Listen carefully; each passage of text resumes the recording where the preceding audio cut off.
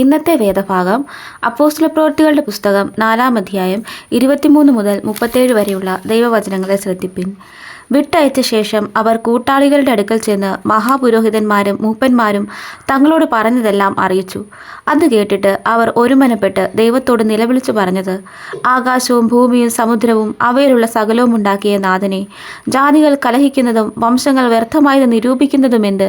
ഭൂമിയിലെ രാജാക്കന്മാർ അണിനിരക്കുകയും അധിപതികൾ കർത്താവിന് വിരോധമായി അവൻ്റെ അഭിഷേകത്തിന് വിരോധമായി ഒന്നിച്ചു കൂടുകയും ചെയ്തിരിക്കുന്നു എന്ന് നിന്റെ ദാസനായ ദാവീദ് മുഖാന്തരം പരിശുദ്ധാത്മാവിനാൽ അരുളി ചെയ്തവനെ, നീ അഭിഷേകം ചെയ്ത യേശു എന്ന നിന്റെ പരിശുദ്ധ ദാസന് വിരോധമായി ഹെരോദാവും പൊന്തിയോസ് പിലാത്തോസും ജാതികളും ഇസ്രായേൽ ജനവുമായി ഈ നഗരത്തിൽ ഒന്നിച്ചുകൂടി സംഭവിക്കണമെന്ന് നിന്റെ കൈയും നിന്റെ ആലോചനയും മുൻ നിയമിച്ചതൊക്കെയും ചെയ്തിരിക്കുന്നു സത്യം.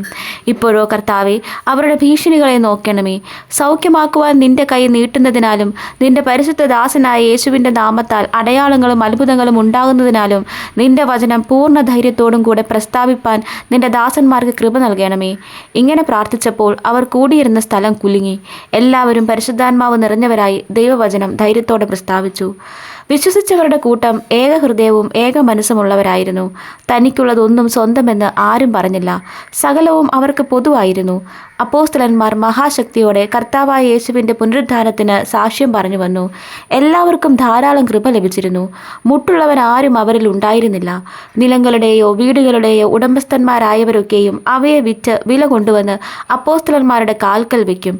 പിന്നെ ഓരോരുത്തന് അവനവൻ്റെ ആവശ്യം പോലെ വിഭാഗിച്ചു കൊടുക്കും.